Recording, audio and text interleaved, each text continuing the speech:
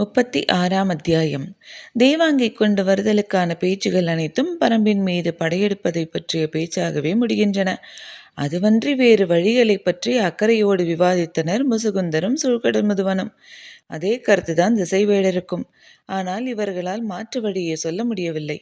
எனவே எல்லா உரையாடல்களும் இயல்பாக கருங்கைவாணனிடம் போய் முடிந்தது. கருங்கைவாணனும் புதிய விற்பனும் குரல் உயர்த்தி பேசுவதற்கான வாய்ப்பை இவை வழங்கின. பாரி இவ்விலங்கை வைத்து என்ன செய்ய போகிறான்? 4 ஆண்டுகளுக்கு ஒரு முறை கூடையிலிருந்து பழம் பொறுக்கத்தான் பயன்படுத்துவான் என்றால் அது எவ்வளவு பெரிய அறியாமை! நாம் அவனிடம் எடுத்து சொல்லலாம். இவ்விலங்கின் வலிமை கடலில்தான் இருக்கிறது.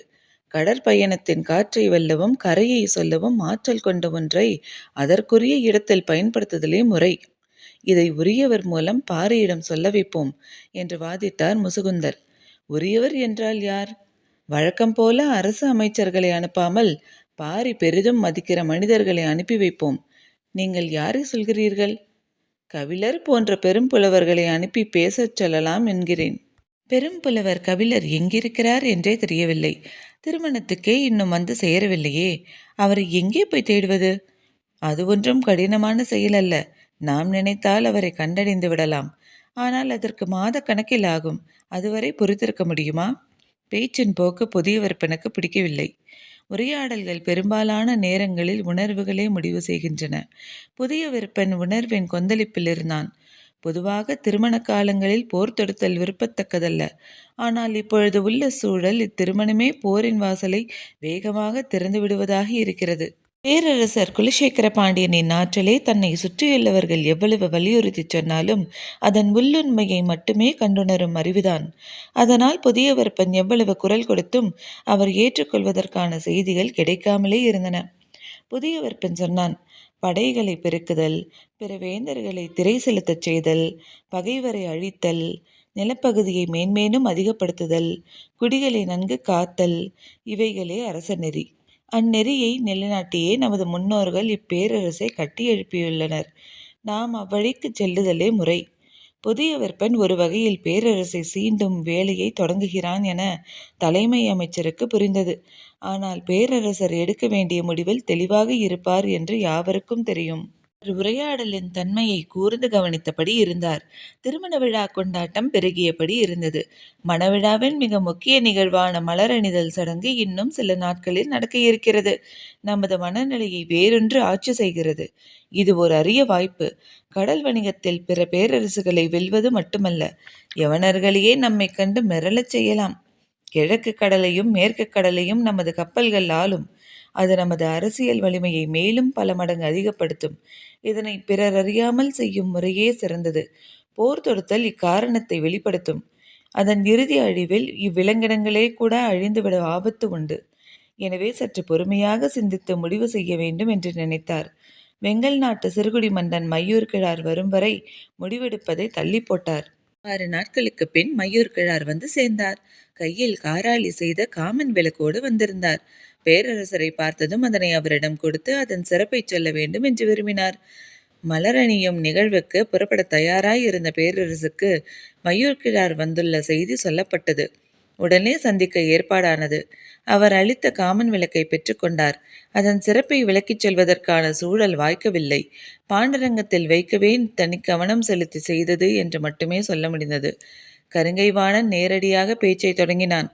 பரம்பின் மீது போர் தொடுப்பது பற்றிய வினாக்கள் அவரின் முன் வைக்கப்பட்டன. முற்றிலும் எதிர்பாராத கேள்வியை எதிர்கொண்டு திகைத்து போனார். மணவிழாவுக்கு தான் முன்கூட்டியே அழைக்கப்பட்டுள்ளோம் என நினைத்து பெருமகிழ்வோடு வந்த அவருக்கு இக்கேள்வி பெரும் கலக்கத்தை உருவாக்கியது. பாண்டிய நாட்டின் கடைசி எல்லை வெங்கல் நாடு. அதனை அடுத்து பச்சை மலைத்தொடர் தொடர்கிறது. எனவே இப்போரில் வெங்கல் நாடு சிறப்பு பங்கேற்க வேண்டியிருக்கும். ஆனால் இவ்வளவு அவசரமாக திருமண காலத்தில் போரில் புரிதல் பற்றி பேச வேண்டிய தேவை என்னவென்பது அவருக்கு விளங்கவில்லை. அவர் அதிர்ச்சி அடைவார் என்பது எதிர்பார்த்த ஒன்றுதான். எனவே மற்றவர்கள் அவரின் அதிர்ச்சியை பெரிதாக பொருட்படுத்தவில்லை. பேரரசரின் முன்னடக்கும் கலந்துரையாடலில் வினா எழுப்புவதற்கான இடமில்லை. தன்னை நோக்கி எழுப்பப்படும் வினாவிற்கு விடையை பணிவோடு முன்வைக்க மட்டுமே அனுமதியுண்டு. மையூர் கிழாருக்கு சூழல் பிடிபடவே நேரமானது. போரின் தேவை பற்றி தெரிந்து கொள்வது நமது வேலையல்ல. போரின் தன்மை பற்றி தனது அறிவுக்குட்பட்டதை சொல்லிவிடுவோம் என்று முடிவுக்கு வந்தார். தளபதி கருங்கைவாணன் கேட்டான். பரம நாட்டில் மொத்தம் எத்தனை ஊர்கள் உள்ளன? 400க்கும் மேல் இருக்கும் என்று நினைக்கிறேன். மலையில் அமைந்துள்ள ஊரின் பரப்பும் மக்களின் எண்ணிக்கையும் மிக குறுகியதாக அளவுதான் இருக்கும். ஆம் என்றார் மயூர்கிழார். ஆண் பெண் குழந்தைகள் என எல்லாம் சேர்த்து பரம நாட்டில் எவ்வளவு பேர் இருப்பார்கள்? இவ்வினாவிற்கு எப்படி விடை சொல்ல முடியும்? பரம நாட்டின் ஓர் ஊரை கூட நான் கண்களால் பார்த்ததில்லை. ஒரு சில மனிதர்களை மட்டும்தான் பார்த்துள்ளேன். பின் எப்படி இதற்கு விடை சொல்வது என்று தயங்கிக் கொண்டிருக்கையில் கருங்கைவாணன் சொன்னான். பாண்டிய பேரரசின் நிலைப்படையின் எண்ணிக்கையில் பாதி கூட பரம நாட்டு மக்களின் எண்ணிக்கை இருக்காது. தளபதி சொல்லும் கணக்கு சரியாக இருக்கவே வாய்ப்புள்ளது. ஏனென்றால் பாண்டிய நாட்டு நிலைப்படைமையின் வலிமை அப்படி. இந்த கணக்கு சொல்லப்படுவதற்கான காரணம் எல்லோரும் அறிந்ததே. ஆனால் போர் என்பது எண்ணிக்கையால் மட்டும் தீர்மானிக்கப்படுவதில்லை. அதை பேரரசர் அறிவார். எனவேதான் தளபதியின் சொல்லை விட மயூர்கிழாரின் சொல்லை அவர் மிக கூர்மையாக கவனித்து வந்தார். மிக உறுதியாக முன்வைக்கப்படும் தளபதியின் வார்த்தையை எதிர்கொள்ள முடியாமல் அமைதி காத்தது அவை. தலைமை அமைச்சர் முசுகுந்தர் என்ன சொல்லப் போகிறார் என்று மற்றவர்கள் எதிர்பார்த்திருந்தனர். இதற்கு மேற் போரற்ற ஒரு பேச்சுக்கான இடம் அங்கு இல்லை என்பது அனைவரும் அறிந்ததனால் அமைதி நீடிக்கவே செய்தது. தளபதியிடமிருந்து உறுதியும் நம்பிக்கையும் புதிய வெப்பனின் முகத்தில் மகிழ்வாய் எதிரொலித்தது. மற்றவர்களும் அதனை கவனித்தபடி இருந்தனர். இந்நிலையில் நீ சொல்ல வருவதென்ன என்று மயூர்கிழாரை பார்த்து பேரரசர் கேட்டார். மயூர்கிழாரின் முகக்குறி பறிந்து பேரரசர் கேட்கிறார் என்றுதான் எல்லோரும் நினைத்தனர். ஆனால் தலை தாழ்த்து நின்றிருந்த மயூர்கிழாருக்கு என்ன சொல்வதென்று புரியவில்லை. ஆனால் தான் எதையோ சொல்ல வேண்டுமென்று பேரரசர் விரும்புகிறார் என்பது மட்டும் புரிந்தது. சின்ன சிறுமலோடு பேசத் தொடங்கினார் மயூர்கிழார். நான் நேற்று வந்ததிலிருந்து பலவற்றை தெரிந்து கொண்டேன். என் மகன் இளமருதன் சற்றே பதற்றத்தில் இருந்தான். அழைத்து வந்த செவியனிடம் விசாரித்தேன். ஆளுக்கு ஒன்றாய் சொன்னார்கள். ஆனால் அவர்கள் சொன்னதற்கும் உள்ளே நடக்கும் நிகழ்வுக்கும் எந்த தொடர்பும் இல்லை என்று முதலில் தோன்றியது. இப்பொழுதோ தொடர்பு இருக்குமென தோன்றுகிறது. மயூர்கிழா சொல்வது சற்றே குழப்பமாய் இருந்தது. நீ எதை சொல்ல வருகிறாய் என்று கேட்டார் முசுகுந்தர். மதங்கொண்ட யானையை நீங்கள் கையாண்ட முறையை என்றார் மயூர்கிழார். அதிர்ந்து போனார் முசுகுந்தர். பேரரசருக்கு தெரியாமல் நடந்த ஒன்றை இப்படி அவையில் போட்டு உடைத்து விட்டானே. எந்த மத யானையை? என்ன நடந்தது? வியப்புற்ற குரலில் இருந்தது பேரரசரின் கேள்வி. முசுகுந்தர் நடந்ததை விளக்கிச் சொன்னார். திருமண காலத்தில் இப்படியொரு தீய நிகழ்வு தங்களுக்கு தெரிய வேண்டாம் என்பதால் இதனை சற்று மறைவாக விசாரித்து முடித்தோம் என்றார். எனக்கு தெரியாது என்று எப்படி நீ நம்பினாய் என்று கேட்டார் பேரரசர். பேரரசருக்கு தெரியாமல் இருக்க வாய்ப்பில்லை என்பதை நான் அறிவேன். ஆனால் இது ஒற்றர்களின் மூலம் மெல்லிய குரலில் உங்கள் காதுகளில் பட்டும் படாமலும் விழ வேண்டிய செய்தி என்று நான் நினைத்தேன். அதனால்தான் நான் உங்களிடம் தெரிவிக்கவில்லை. முசுகுந்தரின் விடை பேரரசருக்கும் அவருக்கும் இருந்த ஆழ்ந்த புரிதலை வெளிப்படுத்தியது. மற்றவர்கள் வியப்படைந்தனர். இதனை நினைவுபடுத்தியதன் மூலம் மயூர்கிழா சொல்ல வரும் செய்தி என்னவென்பது முசுகுந்தருக்கு பிடிபடாமல் இருந்தது. மயூர்கிழார் கேட்டார். எத்தனை வீரர்கள் கொண்டு அந்த மதியாணியை மறிக்கச் செய்தீர்கள்? வீரர்கள் எண்ணற்றோர் முன்னும் பின்னுமாக ஆயுதங்களோடு சென்றனர். ஆனால் யாராலும் நெருங்க முடியவில்லை. அலங்கீரன் யானைகளின் குணங்களை கண்டறிவதில் தேர்ந்தவன். அவன்தான் இதற்கான பயிற்சி பெற்ற 4 யானைகளை கொண்டு மோதி அதனை வீழ்த்தினான் என்றார் முசுகுந்தர். பேரரசின் காதுகளுக்கு எது போகக்கூடாது என நினைத்தோமோ அந்த செய்தியை தானே சொல்ல வேண்டியதாகிவிட்டதே என்று மனம் கூசினார் முசுகுந்தர். யானையை குத்தி கொள்வதென்பது கொடும் நிகழ்வு. அதுவும் மணக்காலத்தில் நடந்ததென்பது பெரும் இக்கட்டை ஏற்படுத்தக்கூடியது. ஆனால் முசுகுந்தர் அந்நிகழ்வை விளக்கிக் கொண்டிருந்த இந்த கணத்தில் எல்லோரின் எண்ணமும் இதனை விட கொடுஞ்செயல் அரங்கேறும் போரின் மீதுதான் இருந்ததே தவிர மணவிழாவின் மீது இல்லை. மயூர்கிழார் சொன்னார். எங்களின் வெங்கல் நாட்டில் நடந்த நிகழ்வொன்று. அப்பொழுது நான் இளைஞனாக இருந்தேன். எனது தந்தைதான் ஆட்சி நடத்தினார். நாட்டின் தலைநகர் இப்பொழுது இருக்கும் இடத்தில் கிடையாது. பச்சை மலையின் அடிவாரத்தில் இருந்தது. ஓர் அதிகாலையில் அரண்மனையின் பக்கத்தில் இருந்த சித்தூரிலிருந்து பெரும் கூச்சல் கேட்டது. என்னவென்று பார்க்க போன வீரர்கள் பதறியபடி ஓடி வந்தனர். மதையானை ஒன்று ஊருக்குள் புகுந்து விட்டது. கட்டடங்களை முட்டிச் சாய்க்கவும் மரங்களை பிடுங்கி எறிவதுமாக இருக்கிறது என்றனர். தந்தை உடனே வீரர்களை அழைத்து கொண்டு அவ்விடம் சென்றார். நானும் உடன் சென்றேன். என் வாழ்வில் மறக்க முடியாத நாள் அது. அந்த யானையின் உயரமும் ஆவேசமும் இன்னும் என் மனக்கண் முன்னே அகலவில்லை. அவ்வளவு ஆத்திரம் கொண்ட யானையை இன்று வரை நான் பார்த்ததில்லை. மத யானை முட்டி மரம் சாய்வதைத்தான் நான் கேள்விப்பட்டுள்ளேன். ஆனால் முட்டிய வேகத்தில் பெரும் மரங்களை கூட நொறுங்கிச் சரிந்ததை அன்றுதான் பார்த்தேன். துதிக்கையில் மண்ணள்ளி வீசிக்கொண்டு அது திடுதிடுவென வந்த வேகம் இன்னும் எனக்குள் பேரச்சத்தை உண்டு பண்ணுகிறது. பெரும் பெரும் ஈட்டிகளுடனும் வில்லம்புகளுடனும் வீரர்களை துணிந்து முன்னகரச் சொன்னார் தந்தை. ஓசை எழுப்பும் மத்தளங்கள் இசைக்கப்பட்டன. ஆனால் அவ்வாணை எதையும் பொருட்படுத்தவில்லை. வீரர்களின் ஆயுதங்கள் காற்றெங்கும் பறந்து கொண்டிருந்தது. ஒரு கட்டத்தில் இனி இந்த ஊரை காப்பாற்ற முடியாது என்று முடிவு செய்து எல்லோரும் அவ்விடம் விட்டு அகலுமாறு உத்தரவிட்டார். அவ்வுத்தரவுக்காக காத்திருந்த வீரர்கள் குதிரையை தாண்டி முன்னால் ஓடினர். எல்லோரும் அரண்மனைக்கு வந்த பின்புதான் சிந்தித்தோம். அந்த மத யானை இங்கு வந்தால் என்ன செய்வது? அரண்மனை கோட்டை திடமானதுதான். ஆனால் யானை முட்டலில் நொறுங்கிய மரத்தின் உறுதி இதற்கு இருக்காது. எனவே எப்பாடுபட்டாவது அதனை நெருங்க விடாமல் தடுக்க வேண்டும் என முடிவு செய்து முழு வீரர்களையும் அணிவகுக்கச் செய்து ஆயத்த நிலையில் இருந்தால் தந்தை. சித்தூரை சூறையாடிவிட்டு அது எங்களை நோக்கி வரத் தொடங்கியது. வீரர்களின் கால் நடுக்கத்தை தரையே ஆடியது என்றுதான் சொல்ல வேண்டும். அது மனித ஓசை கேட்டு வெறியேறியபடி எங்கள் திசை நோக்கி திரும்பியது. இந்த காட்சியை பச்சை மலை குன்றின் மேல் இருந்த பெண் ஒருத்தி பார்த்து கொண்டே இருந்திருக்கிறாள். அவள் பரம்பு நாட்டுக்காரி.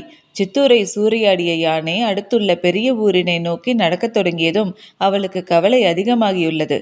ஏனென்றால் இங்கு மக்கள் கூட்டம் அதிகம், இழப்பு அதிகமாகிவிடும் என்ற முடிவோடு அவள் வேக வேகமாக குன்றினை விட்டு கீழிறங்கி இருக்கிறாள். எங்களின் கண்களுக்கு எதிரே நிலநடுங்க பிளறியபடி யானை வந்து கொண்டிருந்தது. நாங்கள் உருவாக்கிய தடுப்புகள் காற்றில் பறந்து கொண்டிருந்தன. எத்தனை வீரர்கள் தூக்கி வீசப்பட்டார்கள் என்று தெரியவில்லை. ஆனால் அவையெல்லாம் அதனுடைய போக்கினை மறிக்க எந்த தடையையும் ஏற்படுத்த முடியவில்லை. மத யானை ஓரிடத்திலிருந்து நகரும் போது 4 திசையிலும் சம அளவிலான அழிவினை ஏற்படுத்தியபடியே நகரக்கூடியது. வீடுகள் இடிந்து சரிந்து நொறுங்கி கொண்டிருந்தன. ஒரு கட்டத்திற்கு பின் நாய்கள் குறைப்பொலியை முழுமுற்றாக நிறுத்தின. அதன் பின் எங்களின் அச்சம் பல மடங்கு அதிகமானது. நாங்கள் அரண்மனைக்குள் நுழைந்து கோட்டை கதவினை தாழிட்டோம். அதன் வேகத்துக்கு ஈடு கொடுக்கக்கூடிய வலிமை இங்குள்ள எந்த கட்டுமானத்துக்கும் இல்லை என்பதை எல்லோரும் உணர்ந்தோம். ஆனாலும் அரண்மனைக்குள்ளும் மண்ட வைத்து தவிர வேறு வழியில்லை. நான் கோட்டையின் மேலேறி தந்தையின் அருகில் நின்று பார்த்தேன். செம்மண் குழைத்து கட்டப்பட்ட கோட்டை சுவர் அதன் கண்களை உறுத்துவதாக இருந்திருக்க வேண்டும். அது வேகமாக கோட்டையை நோக்கி வந்து கொண்டிருந்தது. மேலிருந்து பார்த்து கொண்டிருந்தவர்களின் கூக்குரல் வானம் தொட்டது. அப்பொழுதுதான் இடப்புற மலையடிவாரத்திலிருந்து ஒரு பெண் கோட்டையை நோக்கி வருவதை பார்த்தேன். அவள் வேக வேகமாக வந்து கொண்டிருந்தாள். மத யானை ஒன்று எதிர் திசையில் வந்து கொண்டிருக்கிறது. அதனை அறியாது பெண் ஒருத்தி வந்து கொண்டிருக்கிறாளே என்று பதறினேன். அவளோ எதனையும் பொருட்படுத்தாமல் வந்து கொண்டிருந்தாள். தனது குழந்தையை பின்புறம் முதுகோடு சேர்த்து மேல் துணியால் கட்டி இருந்தது தெரிந்தது. நெருங்கி வர வர மத யானையின் பிளிரல் பேரச்சம் தருவதாக இருந்தது. என்ன நடக்கப் போகிறதோ என்ற அச்சத்தால் நாங்கள் உறைந்து போயிருந்தோம். ஆனால் எவ்வித அச்சமுமின்றி அவள் எதிரில் நடந்து வந்து கொண்டிருந்தாள். முதுகுப்புறம் இருந்த குழந்தை அழுதிருக்க வேண்டும். முன்புறம் போட்டு மார்பில் பால் குடிப்பதற்கு ஏற்ப துணியை குழந்தையோடு இருக்க கட்டினாள். ஆனாலும் அவள் நடையின் வேகம் குறைந்த பாடில்லை. அவள் கையில் ஏதோ ஒரு செடி ஒன்றை வைத்திருப்பது மட்டும் தொலைவிலிருந்து பார்க்கும் பொழுது தெரிந்தது. அவள் அரண்மனை வாசல் நோக்கி உதவி கேட்டு வருகிறாள் என்றுதான் முதலில் நினைத்தேன். அவளோ இப்பக்கம் வராமல் மத யானை வந்து கொண்டிருக்கும் திசை நோக்கி போனாள். மேலே இருந்து பார்த்து கொண்டிருந்த எங்களால் அக்காட்சியை நம்பவே முடியவில்லை. என்ன ஆனது இந்த பெண்ணுக்கு? தன்னந்தனியாக மத யானையை நோக்கி போகிறாளே என்று அஞ்சினோம். பெரும் படையையே சிதறடித்து வெறி கொண்ட அந்த யானையை நோக்கி சிறிதும் அச்சமின்றி அவள் போய்கொண்டிருந்தாள். ஏதோ நடக்கப் போகிறது என்பது மட்டும் எங்களுக்கு தெரிந்தது. நாங்கள் இமைக்காமல் பார்த்து கொண்டிருந்தோம். அவள் கைகளில் இருந்த செடியை நீட்டியபடியே மத யானையை நெருங்கி கொண்டிருந்தாள். அவளின் வேகம் அதிகமானபடி இருந்தது. மத யானையின் வேகம் குறைவது போல் இருந்தது. நாங்கள் உற்று பார்த்து கொண்டிருந்தோம். அதன் பிறகு நடந்தவைகளை எங்கள் வாழ்நாளில் மறக்க முடியாது. அத்தனை 100 வீரர்களை வீசி எறிந்து குத்தீட்டுகளையும் வேல் கம்புகளையும் சிதறடித்து எதிரில் பட்டதையெல்லாம் முட்டுத்தள்ளி மண்ணோடு மண்ணாக்கிய மத யானை மேய்ப்பனின் முன் பணியும் கிடையாடு போல அவளின் சொல் கேட்டு பணிந்தது. அந்த இலையின் வாசனையை நுகர நுகர அதன் மதம் ஒடுங்கி மின்னகரத் தொடங்கியது. அவள் தன்னந்தனியாக சிறு குச்சியை கொண்டு விரட்டுவதைப் போல யானையை விரட்டி கொண்டு மலையிலே ஏற்றிவிட்டாள். எங்களின் உயிரச்சம் களைய நீண்ட பொழுதானது. நாங்கள் கோட்டை கதவை திறந்து அவளை நோக்கி ஓடினோம். அவள் மலைக்குள் போவதற்குள் அவளை சென்றடைந்தோம். பால் குடித்து முடித்த குழந்தையை பின்தோளிலே போட்டாள். எனது தந்தை கண்ணீர் மல்க அவளை வணங்கினார். பல 100 பேரின் உயிர் காத்த தேவி நீ என்றார். அவள் மறுமொழி ஏதும் சொல்லவில்லை. அவள் கையில் இருந்தது கரந்தை செடி என்பது மட்டும் தெரிந்தது. ஆனால் கரந்தையில் எண்ணற்ற வகையுண்டு. அது எந்த வகை கரந்தை என்பது இன்று வரை எனக்கு தெரியவில்லை. அந்த சூழலில் அவளிடம் அதனை கேட்கவும் முடியாது. கேட்டாலும் பரம்பின் மக்கள் பகிர்ந்து கொள்ள மாட்டார்கள் என்பதும் தெரியும். எங்களை காத்தருளிய அவளுக்கு ஏதாவது செய்ய வேண்டும் என்று தந்தை துடித்தார். அவள் எதனையும் ஏற்றுக்கொள்ளவில்லை. எங்களின் உயிரை காப்பாற்றிய அவளின் காலடியில் பணிந்து, பரம்புக்கும் பரம்பின் மக்களுக்கும் எதிராக சிறு தீங்கும் நாங்கள் என்றும் செய்ய மாட்டோம் என்றார் தந்தை. மையூர் கிழார் சொன்ன கதையை அவை மிக கவனமாக கேட்டது.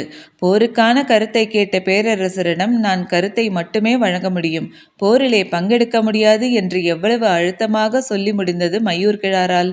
வயதும் பட்டறிவும் கொண்ட மூத்த மனிதர்கள் இக்கட்டான சூழலை எவ்வளவு நுட்பமாக கையாள்கிறார்கள் என்பதை எண்ணி மனதுக்குள் வியந்தார் முசுகுந்தர். அவையில் நீடித்த அமைதி கலைய நேரமானது. இவ்வமைதி அவ்வளவு நேரம் பாதிட்ட தளபதி கருங்கை வாணனின் கருத்துக்கு எதிரானதாக உருத்திரண்டிருந்தது. எனவே அதனை உடைக்க வேண்டிய பொறுப்பும் தளபதியையே சார்ந்தது. போரிலே பங்கெடுக்க மாட்டேன் என்பதை சொல்லத்தான் இங்கு வந்தீர்களா? கருங்கை வாணனின் வினாவிற்கு சற்றும் இடைவெளியின்றி மையூர் கிழார் விடை சொன்னார். இல்லை, அதற்கு இவ்வளவு விரிவான கதையை நான் சொல்ல வேண்டியதில்லை. என் தந்தை அளித்த வாக்குறுதியை மட்டும் சொன்னாலே போதுமே. வேறென்ன சொல்ல வந்தீர்கள்? நீங்கள் சொன்ன கணக்கு தவறானது என்று சொல்ல வந்தேன். தளபதிக்கு புரியவில்லை, மற்றவர்களுக்கும் புரியவில்லை. விளக்கமாக சொல்லுங்கள் என்றனர்.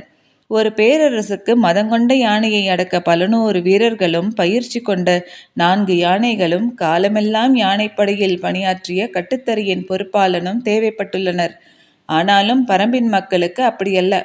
ஒரு பெண்ணும் கையில் ஒரு செடியும் இருந்தால் போதுமானதாக இருக்கிறது. அவள் ஒருத்தி நீங்கள் சொன்ன இத்தனை 100 வீரர்களுக்கு சமம் என்றால், பரம்பில் இருக்கும் மக்களையும் செடி கொடிகளையும் கணக்கிட்டு நம் பேரரசில் இருக்கும் நிலைப்படை வீரர்களின் எண்ணிக்கையை சொல்லுங்கள் பார்ப்போம். மையூர் கிழார் எழுப்பிய வினாவை கேட்டு அவையின் நாவு துடிப்படங்கி ஒடுங்கியது. மற்ற நாடுகளின் ஆற்றல் அங்குள்ள வீரர்களை பொறுத்தது.